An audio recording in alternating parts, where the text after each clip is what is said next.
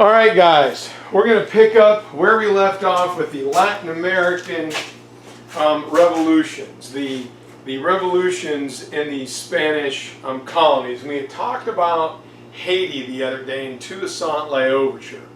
Today we're going to talk about Argentina and South America. And by the late 1790s, Spain had suffered losses in wars with Napoleon. They were experiencing financial trouble. And so once again, they were looking for new sources of wealth. And the easiest way to do this was to increase taxes. But the new king didn't want to make his nobles in Spain angry, so he didn't want to ask them. So instead, he decides to tax his colonists overseas, which again is exactly what the British tried to do to the Americas, and it didn't work. And so, as he does this, the Spanish colonists got angry. They did not want to lose their wealth or their status as these peninsulares were coming over and taking their job. Being keenly aware of how the American colonists had defeated the British, Spanish citizens in the New World began to rebel against Spain. Right? And the first place this rears its head is in the modern-day country of Argentina, being led by this guy, José de San Martin. Now, in 1806, the Argentinians were attacked by a group of British soldiers trying to come in and kick out the Spanish and capture the territory for themselves.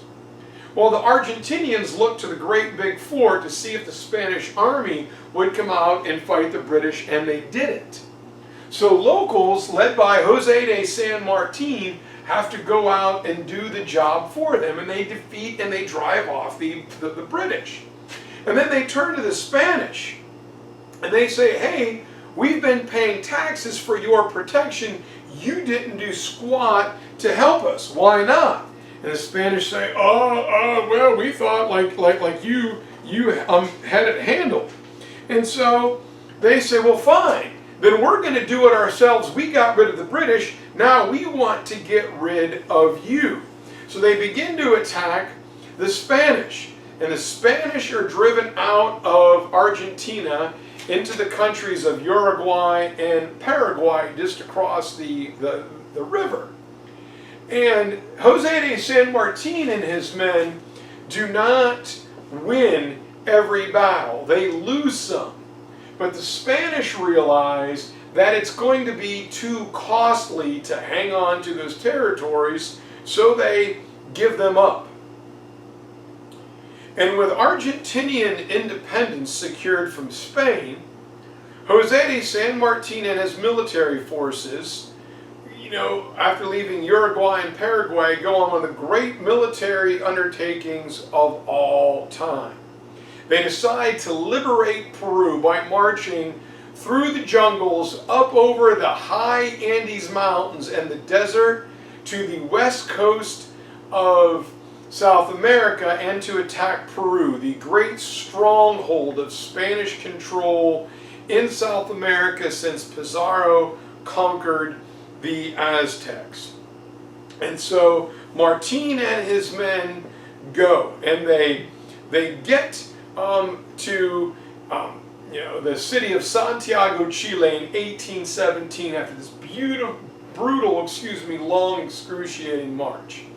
And there they sit, they're in the high altitude, and they can't breathe, and they say, what would be easier than marching through the mountains? Let's get a boat, a navy, and sail us up to Cusco. And so for 3 years, Martin hangs out in Chile. He builds this navy, and then he attacks the great fortress of the Spanish in Peru, where he defeats them and drives them out in 1920. All right? Spain again controlled Peru since 1532.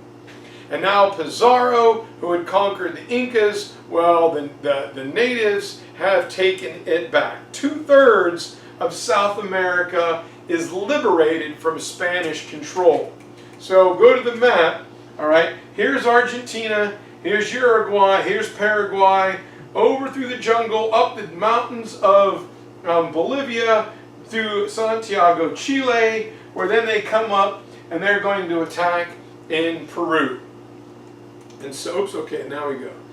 While, I'm sorry, Martin is doing this, up here in Venezuela is a guy named Simon or Simon Bolivar, and I really like Bolivar. While Martin was liberating the southern part of South America, Bolivar was doing the same thing in Venezuela to the north.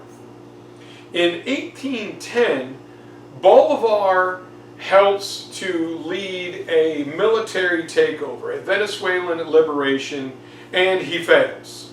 All right, tried this military takeover and was unsuccessful. Rather than executing him, they kick him off the coast. They exile him, like Napoleon, to one of the smaller tropical islands in the Atlantic Ocean.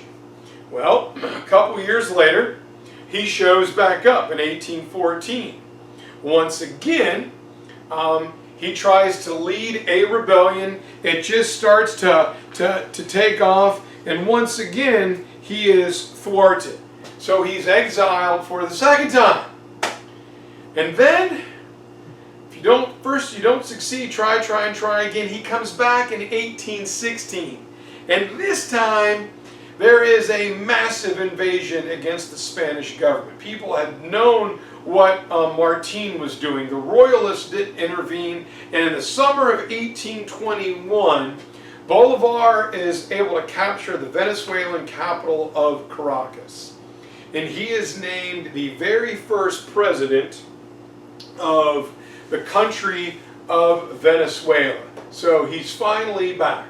So this guy over here is Simon Bolivar. This guy over here, the more regal looking one, is Jose de San Martin. And then these guys decide they're going to get together and they're going to liberate, Martin coming from the south and Bolivar coming from the north. They're going to meet and liberate the city of Ecuador.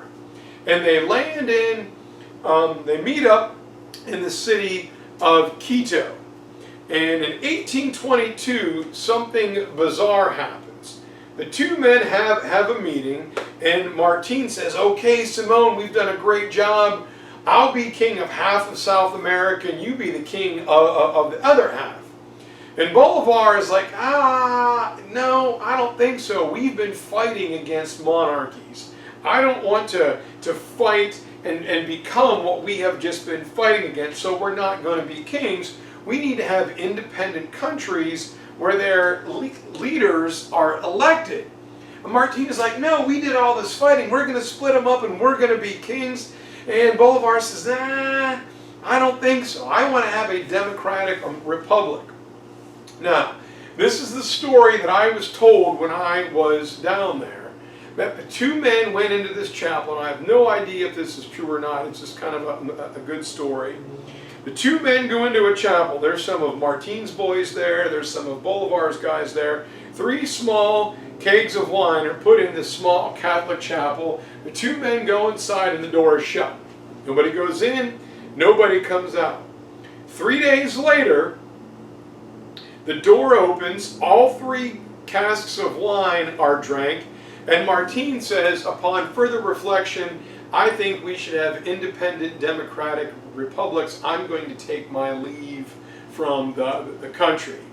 Now, the professor that told me this story down there says that the reason why that happened is both Bolivar and Jose de San Martin's were Freemasons, members of the super secret Masonic order or whatever.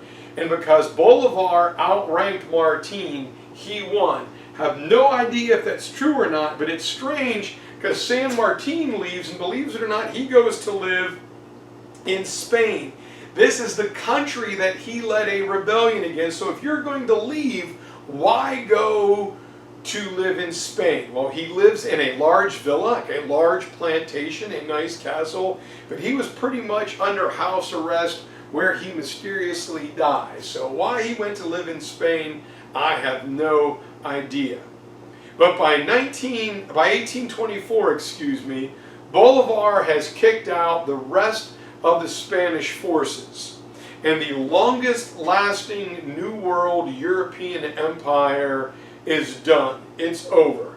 Spain is finished. Spain will be kicked out of South America, and their sphere of influence is slowly fading away. We're just going to keep going and finish up the revolutions here, guys. This is going to bring us to Mexico. So we've liberated South America. Now we're going into North America. And in the year 1810, there was a Creole priest, a New World, part noble and part, native Mexican priest named Father Miguel Hidalgo. And Father Hidalgo called for the Mexican natives of his parish to peacefully rebel in their treatment. The Spanish government, who controlled Mexico, needed money. So they were gobbling up more and more farmland where they could grow cash crops, things that they could grow and sell, and taking it from the people. Well, Father Miguel says, I'm going to go to Mexico City and represent us. I need 8 or 10 of you to come with me to bear witness. So Father Hidalgo begins to march from the Yucatan Peninsula, the fist of Mexico, to Mexico City. Now along the way, other priests come in, other parishioners jump in, and by the time he's halfway there, Father Hidalgo realizes that he's in charge of about 80,000 peasants marching on them. Now if it's 80 or 800, all right, that's a lot, but 80,000, it would be like as if all of Chapel Hill marched up I-95 to protest in Washington. Now, during the journey, the Spanish in Mexico begin to get worried.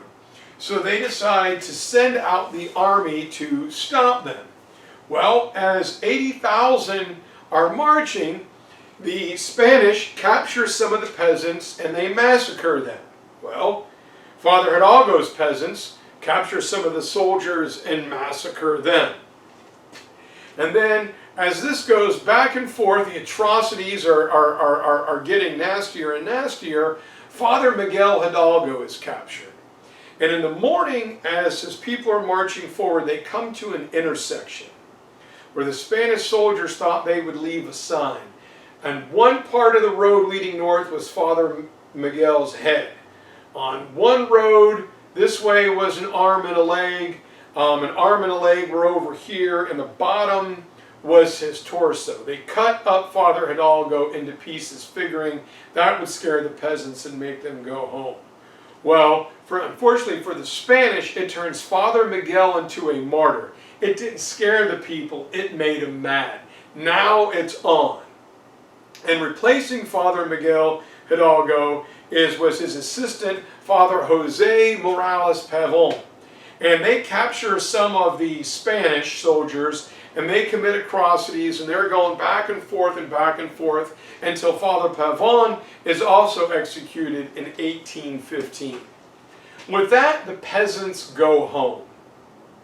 But it's now 1820, and Mexico is watching Bolivar and Martin in South America slowly liberate their continent. And in Mexico is a royalist governor named Agustin de Iturbide. Now, he did not want to lose his social wealth and his social position, so he declares that Mexico is independent from Spain. Hands off, stay away. He takes over and becomes the president of Spain, or the king of Mexico, rather. Now, Simon Bolivar opened up democratic republics in South America. The country of Bolivia is named after him, and he is known as the George Washington of South America. Agustin de Iturbide didn't want that. He gets rid of the Spanish monarchy just so he wouldn't lose his wealth and his title, and he is in effect the sole dictator or ruler of Mexico. The poor people of Mexico, just like the poor people in Haiti, never benefit from independence from the mother country. Here is poor Father Miguel Hidalgo. So again, here is Iturbide, a royalist who just simply wants to keep his position and does not want social reform. The only difference is that in Spain is not in charge, he is, and the people are still going to suffer.